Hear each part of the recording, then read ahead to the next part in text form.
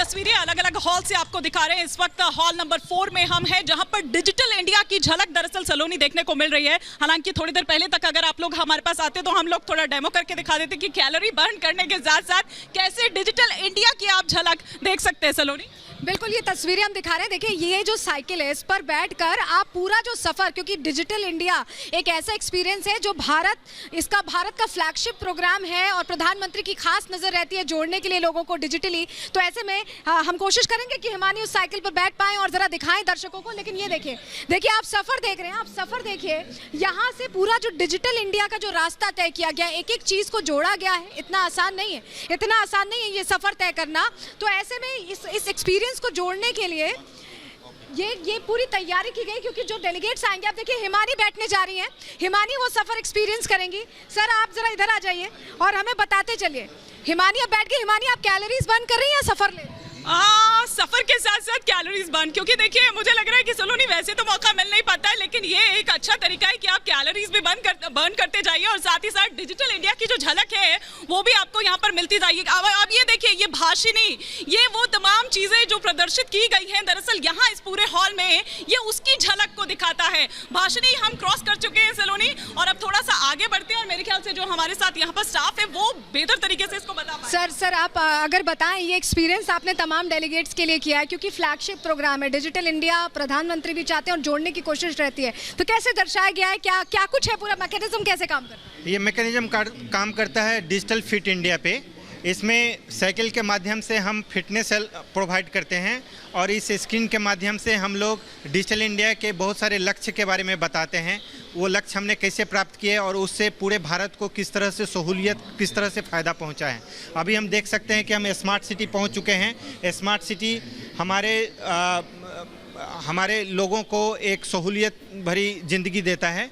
100 से ज़्यादा शहरों में इसका इम्प्लीमेंटेशन हुआ है। अब हम GSTN नेटवर्क पे पहुंचते हैं। ये one nation one market one tax platform है। 1.4 करोड़ यहाँ पहले ही आ गया है। यहाँ पहले ही one nation one market and one tax, आप बता रहे थे इसके बारे में। और इसमें 1.4 करोड़ लोग जो है इससे जुड़े हुए हैं और वो टैक्स का पेमेंट करते हैं GSTN के माध्यम से। अब हम कोविन पे आते हैं। कोविन, जैसा कि आप जानते हैं, कोविड के टाइम में इसने पूरे भारत की बहुत मदद की थी। इसके माध्यम से 220 करोड़ वैक्सीनेशन डोजेस दिए गए थे। करीब डिटेल्स भी आ रही हैं, पूरी डिटेल्स भी आ रही हैं कि जो भी इस पे बैठेगा इस साइकिल पे, वो ये एक्सपीरियंस तो करेगा ही कि कितने डिजिटल प्लेटफॉर्म्स जुड़े हैं भारत की इस जर्नी में। जनधन योजना, थोड़ा इसके बारे में भी आप हमारे दर्शकों को और जो आप डेलीगेट्स को बताएंगे। ये एक बहुत ही सहूलियत भरा कार्यक्रम है। प्रधानमंत्री के मार्गदर्शन में यह हुआ है। पहले के ज़माने में बैंक जो था वो सबको बैंक अकाउंट नहीं क्रिएट करने देती थी। इसके माध्यम से करीब 50 करोड़ लोगों को बैंक के माध्यम से जोड़ा गया है और करीब ठीक से देखिएगा तो 2 ट्रिलियन, जो कि अगर USD बिलियन में करें तो 24 billion $, bank balance account maintain करते हैं ये लोग। तो जो लोग लग रहे थे कि पहले उनके पास पैसे नहीं हैं, अगर आप अकाउंट देखें तो आपको पता चलेगा उनके पास कितने पैसे हैं और वो देश के तरक्की में कितना योगदान कर सकते हैं। और मुझे लगता है कि देखिए, जब तक ये साइकिल चलती रहेगी तब तक आगे सफर आप तय करते रहेंगे। लेकिन अब मुझे लगता है कि सलोनी हम थोड़ा सा आगे बढ़ते हैं और एक बार जरा हम सुचरिता के पास रुक करते हैं। उनके पास क्या तस्वीर है?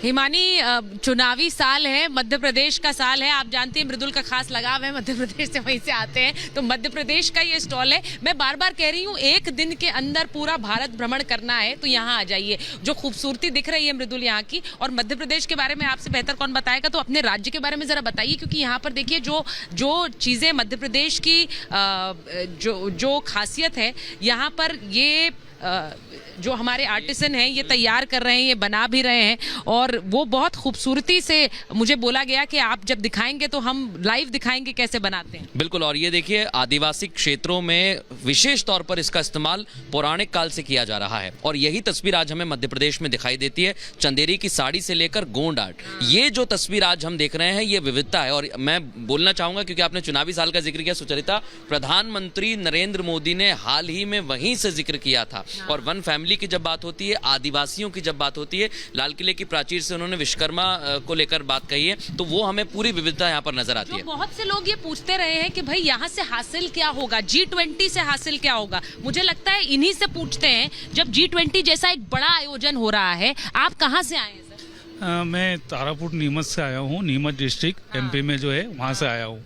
तो एक छोटा सा गांव है तारापुर, वहाँ पे नाड़ना का काम होता है जो कि अब पूरी तरह से लिप्त हो गया, लेकिन गवर्नमेंट चाहती है कि इसको बढ़ावा दे, ये खत्म नहीं होना चाहिए। ये देखिए यही बात वो वहाँ बता रहे थे लाख के काम को लेकर, यही बात ये बता रहे हैं जो आर्ट भारत का लुप्त हो रहा है उसे भारत की सरकार किस तरह से प्रमोट करना चाह रही है और इस वैश्विक मंच से बेहतर कौन सी जगह होगी? बिल्कुल। और देखिए उन्होंने कहा नीमच के पास एक छोटा सा गांव है, मालवा का इलाका, मालवा के आप चलते हैं विंध्य का क्षेत्र है, हम देखते हैं आदिवासी क्षेत्र है, झाबुआ का इलाका, यहाँ से आदिवासी हैं, लोग हैं, और इनकी जब कला विलुप्त नहीं होगी, ये आगे बढ़ेगी तो वैश्विक स्तर पर। इसलिए आज हम सुबह चर्चा कर रहे थे कि आर्थिक स्थिति मजबूत होगी, लोगों को पैसा मिलेगा, फायदा होगा। नीमच से आप आते हैं तो सोचिए वहाँ का जो आर्ट है वो यहाँ अब दूसरे देशों में भी पहुंचेगा, आपको लगता है? बिल्कुल पहुंचेगा, क्योंकि अब बाहर से इतने जो आ रहे हैं उनको देखने को मिलेगा, वो इनको पसंद करेंगे, इनके बारे में जानकारी लेंगे भाई कैसे बनता है, तो लोगों को पसंद तो आएगा, आगे पहुंचेगा। आपके राज्य से बाहर निकल के दूसरे राज्य में चलते हैं। एक बार जरा मैं बता दूं कि